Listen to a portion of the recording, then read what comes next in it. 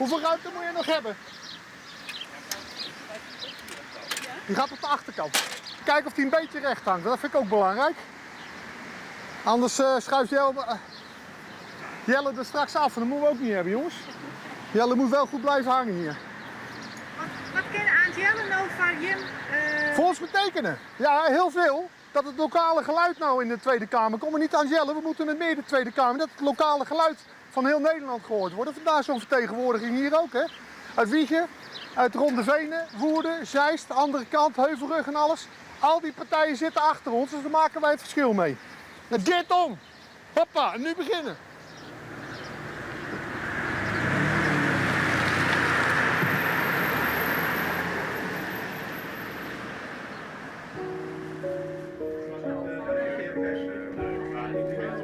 Het is 30 augustus.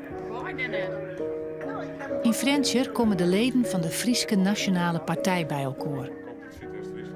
Want de moet het stemd worden, hoe het alles net meidwan aan de Tweede Kamerverkiezings op 29 oktober. Dit is een bijzondere dag. Ja, een bijzondere dag, maar ik een dag die een soort mensen uit de sliep houden had.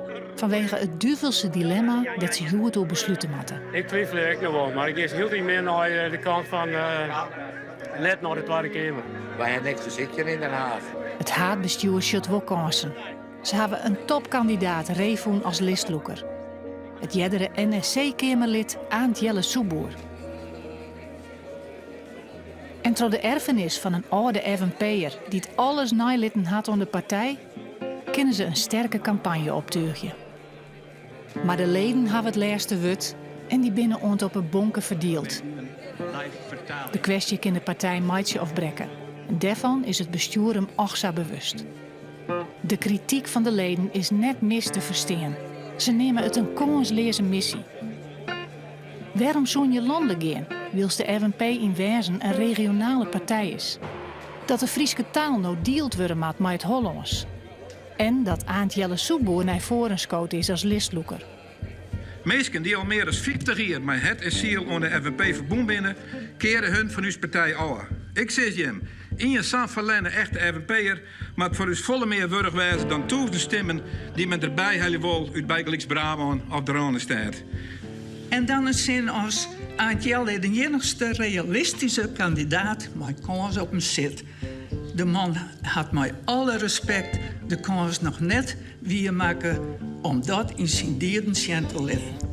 Leden ben lelijk, hij sliepeloze nachten en er is kans op twaspult in de partij. Mensen, wij versmieten u allerleerste FNP.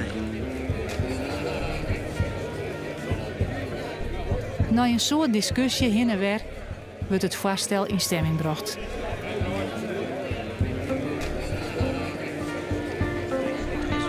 Ja, je krijgt dan toch een beetje de indruk dat er toch wel wat conservatisme in deze partij zit. Mensen zijn benauwd van verhoringen.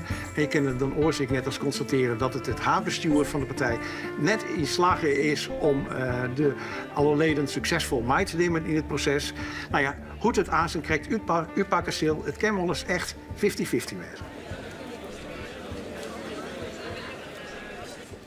En ik denk dat we alle keer heel benieuwd zijn naar de getallen dat ze opkomen binnen. Ik denk dat we misschien zullen we wat zenuwachtig binnen voor wat er nou zijn wordt. Hoe is het met stembureau zelf? Ja, ik zenuwachtig. Ja. Ja. Oh, succes. Want ik zat het al een beetje onhellen, het is een historisch moment. 252 stemmen binnen uitgebracht. Waarvan 1 blanco.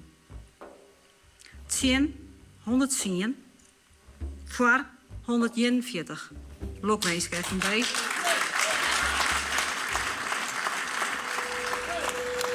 Maar een hele krappe meerderheid kiezen de leden ervoor om de stap te wagen.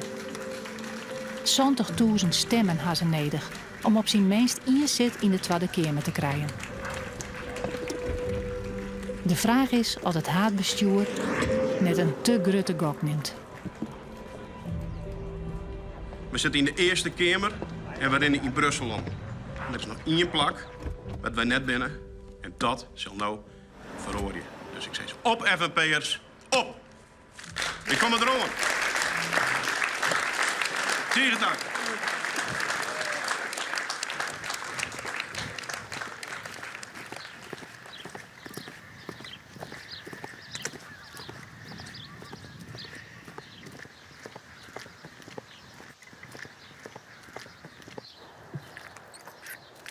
Haast de helft van de FNP'ers had stemd. De partij is verdeeld. Gewoon stemmers zeggen haar lidmaatschap op. Ik Dirk Oosterhof van Drachten. Hij ziet voor de FNP zo'n 20 jaar in de Rie van Smellingenloon. Ze willen in de Tweede Kamer komen. En dan wordt er zijn, en dat lees ik in het hele verkiezingsprogramma door de regels heen, van wij focussen ons op een regio. Wij zitten daar voor het regionaal belang. En daarmee was dus een belangenpartij die al te volle in de Kamer zit. Ik bedoel, we hadden BBB, die is voor de agro-industrie de belangenpartij. Dan had de FNP die daar dan bij komt voor de regio. En er zijn meer partijen die specifiek op één deelbelang focussen. En daar is de Tweede Kamer net voor bedoeld. Want uiteindelijk gaat het erom, het gaat om het algemeen belang van het land. Daarvoor zit je in de Kamer. En ik vind dat echt een uitholling van uw democratie, om het samen te nemen.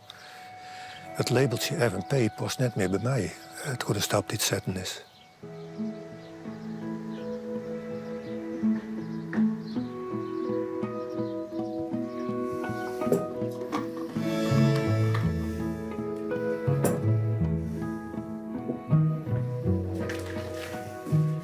Ja, dat kleed dat is dus van een Indianenstam in Amerika. En daar hebben wij op stuit, via van mijn tijd, daar contact mee geweest. En ja, waarom is dat zo? Omdat wij opkomen van minderheden. Die het lest ervan had dat ze net jongen worden. Nou, dat valt me dus wel wat mee. Wij vechten vooral voor taal en cultuur. En om ons landschap te behouden. Dat is denk ik bij Indianen leidt dat wel wat oors. Maar er zit wel een klik. Maar er kwamen een aantal dingen bij elkaar dat je hem dacht, het is nu of nooit. Ja, er is altijd in de commissies die erop studeren gaan zijn van je hebt een heel goede listloeker nodig. Nou, met Aantjelle Soeboer hien wij een goede kandidaat daarvoor. Dus dat weer een omstandigheid die heel positief hier. Ten tweede is het een soortje in Den Haag. Het wordt helemaal net meer door de inhoud praat. Meestal vallen koor on. Wij denken dat de mensen hun nocht hebben van dat gehakketak in de Tweede Kamer. Dus een orenwien die er waaien moet. Nou, dat is het tweede punt. En de bierhield. Ja, en dat we dus ik werd krek als wat we van die mensen ooit kregen dit huis, hebben we een grote erfenis kregen. En dus wie er ik hield om een campagne te vieren. Ik kan wel zeggen dat het €800.000 weer. En hij had het vrijelijk aan de partij FNP jong. Niks bij zijn, maar we denken dat dit wel past in wat hij graag wil doen.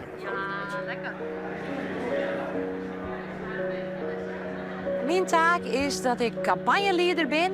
En ik wist echt net wat het inhouden.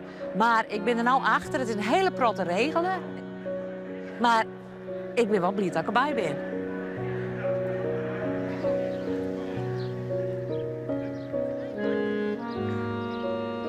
Nu breekt eigenlijk de campagne echt aan. En ik vraag aan onze kandidaten, en ik weet dat het veel is gevraagd, maar ik vraag jullie om de komende 4,5 week met onze missie naar bed te gaan en met onze missie wakker te worden. Er zijn ook mensen die zeggen, die zetel die gaan jullie niet halen. Ik denk dat we die zetel wel gaan halen. We zijn niet zomaar een campagne aan het voeren, we zijn een historische campagne aan het voeren. En sta dan even stil en denk even na bij het feit dat jij, dat u, dat iedereen die hier vandaag is, daar onderdeel van is. Van het feit dat we een beweging op gang brengen waarin het regionale geluid in Den Haag beter hoorbaar wordt. En dat is onze taak. Wij komen eraan, we gaan ervoor met elkaar. Zet hem op, we pakken ze.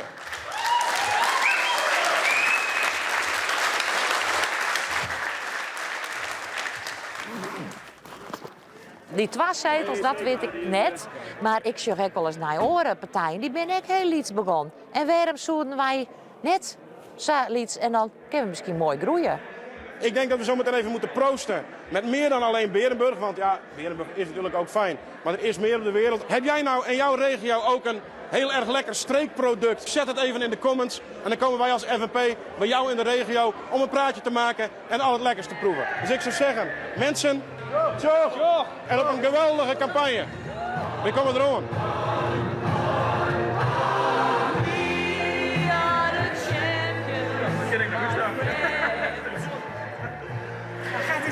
waar dit heen gaat. Wij gaan naar de provincie Utrecht.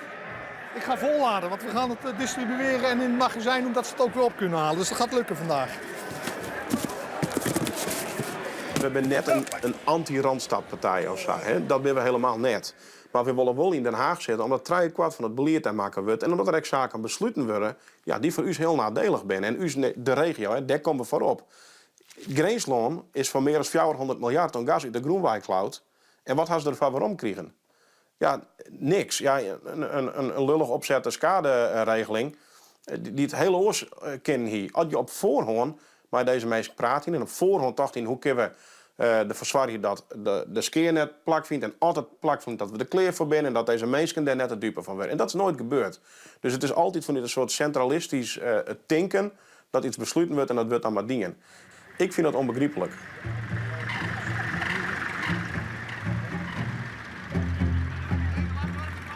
Wat is dat? Dat is ook behendig hier, of net? Ja, klopt. Je zit aan elkaar voor, dus met de voorruit, er zit een breker op. Ja. Dan heb je een parcours met zonder pion heen en dan met z'n pijn met z'n hier de gierenblokjes met steenbloem en de zwarte blokjes die met z'n erop brengen. Ja, bij de meeste met z'n jutrad verhouden, maar ik die dorp 4 wij, iets van Breer, 10 jaar kom ik ook gunje in en die door mij op het parcours en dan is gewoon op basis van punten zien wie te wint. Gerda en Jochem binnen rietslid in de gemeente de Frieske Marren, maar de grootste FNP-afdeling van Friesland. Zij binnen valikant chin. Jochem is een echte dwarpsman en hij is benauwd dat de FNP haar wezen en eigenheid kwijtrekt. Nou, wat het ermee te krijgen had, dat ik hier niet inzetten wil voor gewoon de eigen omjouwing, de eigen regio. Dat vind ik het wichtigste, omdat je de mensen hier en hoe de mensen hier binnen en hoe we met elkaar omgaan, dat vind ik gewoon heel wichtig. En in andere parten van het land zullen deals wat hetzelfde hebben, maar in de grote steden komt het denk ik dat het net zo is. En wij hier in Friesland hebben denk ik overal wel een beetje dezelfde mentaliteit. En dat vind ik heel wichtig. En nu gaan we naar de Tweede Kamer. We doen mij gewoon die verkiezingen van 29 oktober. En nevens mij is het zo'n gang naar de Tweede Kamer. Daar staat een beetje haaks op dat hele gebeuren zoals we dat hier doen. Dat kan je net uitrollen over een heel land, over de grote steden. Dat is een orenmentaliteit. Je zegt het nou hier. Dit is de FNP. Wij binnen vanuit de Meerskip, vanuit onderop. En wij hebben in Den Haag niks te zieken. Wij hebben het gestemd omdat wij vinden dat de FNP nog net klaar is voor de gang naar de Tweede Kamer. Er binnen te grote gaten waar de FNP nog net een goed standpunt in heeft. En het ook alleen maar de oorlogen in de vraag, de hypotheekrente oorlog, defensie. Er zijn zoveel dingen die in Nederland, maar ik in de hele wereld spelen. Daar hebben wij het als FNP provinciaal en gemeentelijk nog nooit meer voor gehad. Want ja, wij zijn niet een democratische partij. Dus als de leden besluiten om willen een gooi te doen naar de Tweede Kamer, ja, dan is dat zo. Dan helpt mij daarbij deel. Maar ik vind het net leuk. Dat moet duidelijk wezen. Er speelt ontzettend veel in de wereld. Wat staat er dan bijvoorbeeld over Gaza in jullie programma? Wij hebben ervoor gekozen om niks over Gaza of welk internationaal conflict dan ook in ons programma te zetten. Is dat niet? Nee, we hebben juist de focus op de regio. Dat wat hier dichtbij gebeurt. Het gaat heel ver.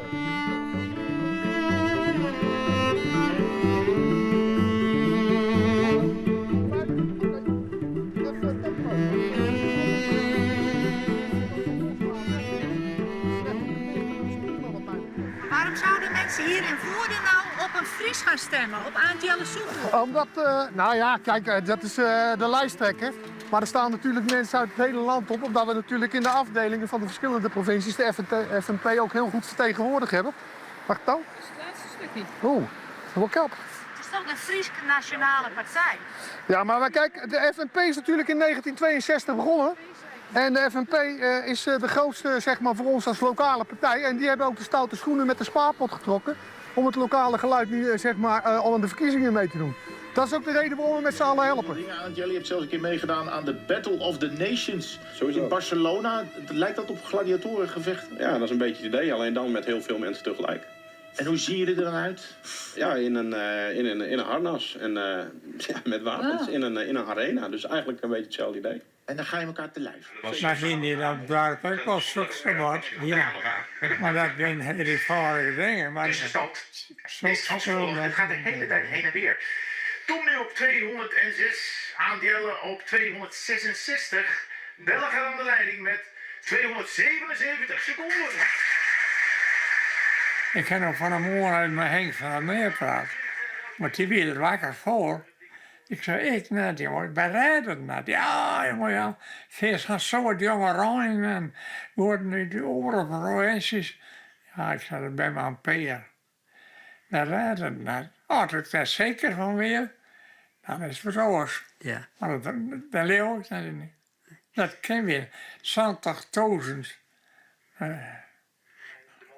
Ik ben bang dat mijn stem waar wordt ook op hem stem. Wat is de gebruikelijke... Het is een beste kandidaat, dat is ook zeker. En daar heeft het bestuur wel gelijk in. Altijd wijzen, maar het nou. Maar ja, de centen, en wat raar zijn, maar dat is het. Ja, dat bloot al wat over, ja, maar ik vind wel spijtig dat het aanzet is.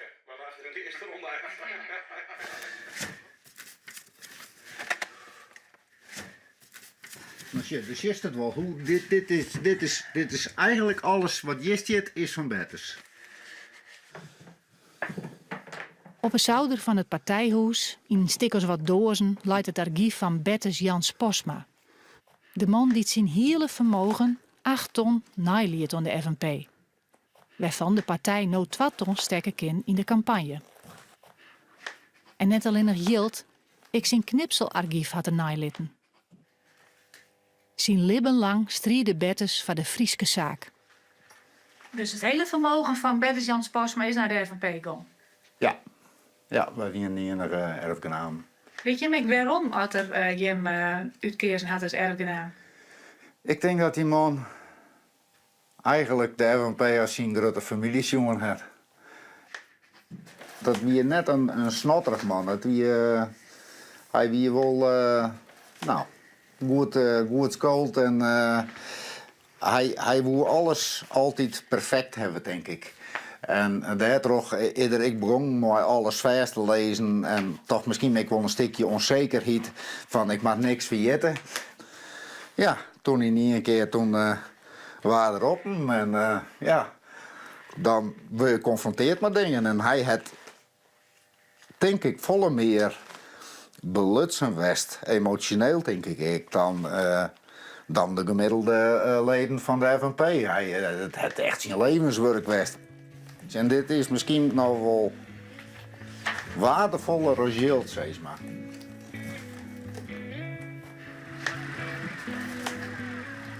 Mooi mensen, we gaan los. We zijn in Meppel.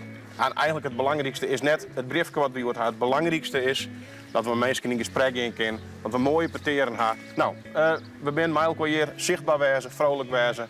We komen eraan. We komen eraan. Oh, dat dacht ik. Goedemorgen. Mag ik u een folder aan het bieden? Ze willen niet van mij hebben, joh. Mijn accent is nog wat te volle Fries, denk ik. Er zit een minder in. Ik zal... Goedemorgen, dames. Mag ik u een folder aanbieden? Van de vrouwelijke kandidaat van Drenthe. Oh, nee. Nee. Goeiedag. Mag ik u een folder aanbieden?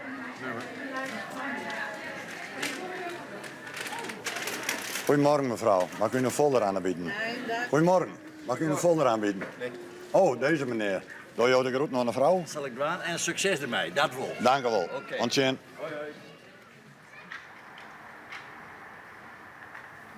Mooi. Dan gaan we naar punt 3 en dat is dan de stand van zaken van de campagne. Via is hier als extra gast, als campagnelid erbij. En daar zullen we dadelijk even van jaren hoe het ervoor staat. Ik begreep ook wel dat het even op gang komen moest. We moeten echt eerlijk wijzen, het is nog 3 weken.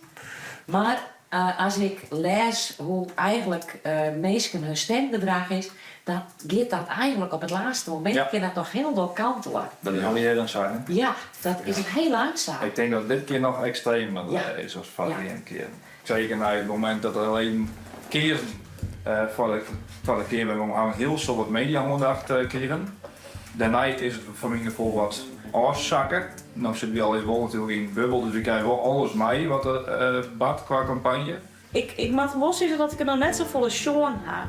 Op voorbij komt Sean in op mijn eigen socials. Ik wie ook nooit zo'n TikToker, maar daar zit ik nou ook op. Dus, maar dat is wel heel mooi. Hoe kwarter de filmpjes, hoe beter dat ze doen. Hoe beter dat ze doen. Ja. We maken er goed mee bezig. Haalt je koffie? Ja, graag. Nou, dat gaan we, hè.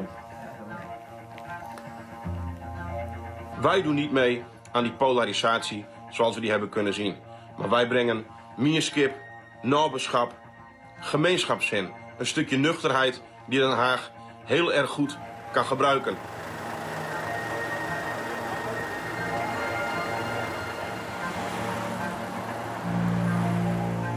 De tijd begint te druwen. Er moet nog een hele soort gebeuren. Want in de peilings komt de FNP heel dan net voor. Voor de debatten op televisie wordt Aantjelle net uitnodigen.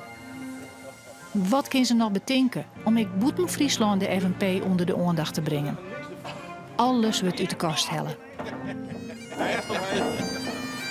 Op, vriezen, op.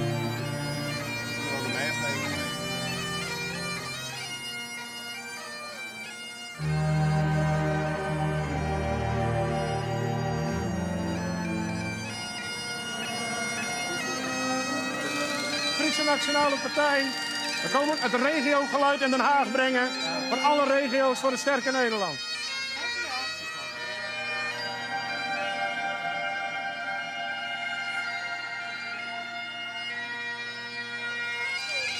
De FNP, dat is de partij voor de regio. Wij zijn de partij voor alle regio's. Alle regio's die vertegenwoordigen wij. Ja? Alsjeblieft. Hoi. Afgelopen weken hebben wij alles gedaan om het regiogeluid op de kaart te zetten in Den Haag. En ook na 29 oktober willen we dat doen, omdat wij vinden dat de regio een stem verdient in Den Haag. Vindt u dat ook? Stem dan 29 oktober op de FNP. Ik doe u geen grote beloftes, maar ik beloof u wel dat ik er altijd voor de regio zal staan.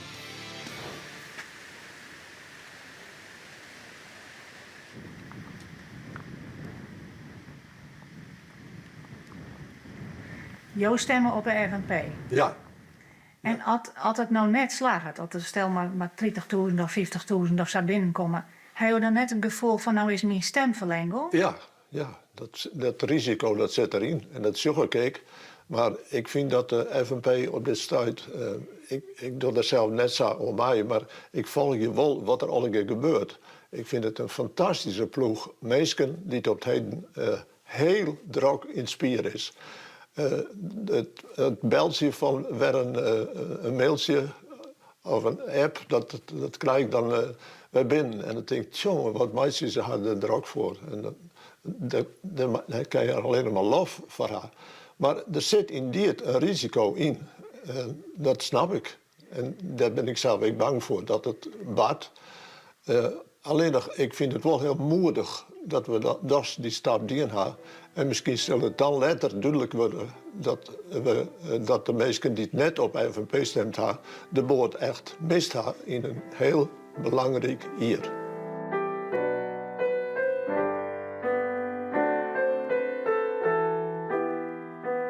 Succes nog. Vanavond verder. Dank je. Ja, perfect. De Friese Nationale Partij doet voor het eerst in de geschiedenis mooi onder landelijke verkiezingen bestaat in 16 van de 20 verkiezingsdistricten op de lijst. Net in Amsterdam, net in Rotterdam, net in Haarlem en Leiden. Maar wel op Bonaire, Sint-Eustatius en Saba. Imke van der Velde die wennet op Bonaire. En ze had er mij verzwaardigen terug genoeg handtekens te samelen dat de FNP daar nou stemt werk in. En we hebben contact. Goedemiddag. Goedemorgen bij u, Ja. maar goeie beetje voor je. En dan is het zelfs de vraag: zou de FNP daar toch wat stem loeken bij die op Bonaire? Nou, volgens mij ben je dus ongeveer tussen de 100 en 130 Friesen op Bonaire. Dus ik denk dat we toch wel wat stemmen voor wat ze kennen. Nou, het wordt een hele nieuwsgierige stembusuitslag voor de FNP, Ja, maar ja, ik klopt. op Bonaire Ja. dus. Nou, groetjes uit Bonaire. Wij gaan zo stemmen. En dan gaan we op partij FNP stemmen. Moon.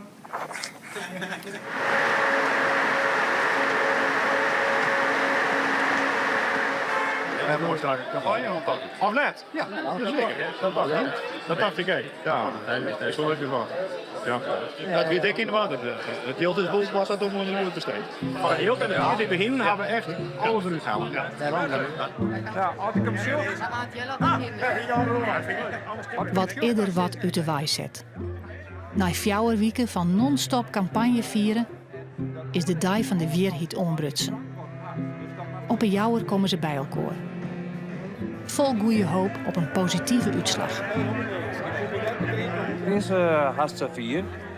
En dan zult men live op televisie u het in en oor vertellen kunnen. Dus ik denk dat de spanning nu begint. Dus we schakelen aan de oer en we zullen beleven. Maak hem bekend, die exit poll. Het is ongelooflijk spannend. 2 partijen strijden in Nederland om wie de grootste wordt. En dat zijn de PVV, waar weliswaar 12 zetels afgaan. Maar moeten we eens nu kijken wat er nu gebeurt. Voor het eerst in de geschiedenis kan D66 de grootste... Na de eerste exit polls wordt het stade gewoon duidelijk. De FNP wordt helemaal net neemt. Net op side 1 en ik net op side 2. Ja, tuurlijk, het is een teleurstelling. Dat wie het. En ja, dan hoop je, Ekkel lukt het net. Dat het wel, nou ja, glansrijk, hè, dat krijgt net of zo. Maar dit wie gewoon dik net. Dus de kiezer is heel duidelijk best. Ja, uiteindelijk is het afvallen. Ja, het voelde zich echt heel bord aan. Dat hier we net verwachten dat we zo weinig stemmen hadden. Dat jou niet. Daar maar eerlijk in wezen. Ja, ik denk dat er een heel soort verklaring is binnen. Hier een belangrijk ding is denk ik wel dat in heel Nederland weer het thema, er moet een stabiel kabinet komen. Nou, dan denk je net aan Lietse naaie partijen, dan denk je aan die grote partijen. Daar is een heel soort op stemt. Ja, en als het ware had het ik net mij zitten dat de leden mij een Lietse meerderheid vaststemt had. Dus ja, ik denk wel dat meesten dan denken van als de leden het al net al is binnen, waarom zullen wij dan op de FNP stemmen? En dat is, ja, die 2 dingen binnen denk ik heel wichtig geweest. Uiteindelijk zal de partij 9.331 stemmen helden. Maar ik denk nog altijd dat het goed is dat we die hebben. Het had echt voor duidelijkheid zorgen. En het had voor nieuwe energie zorgen. Dus ik denk dat het hoe dan echt wat opleveren had.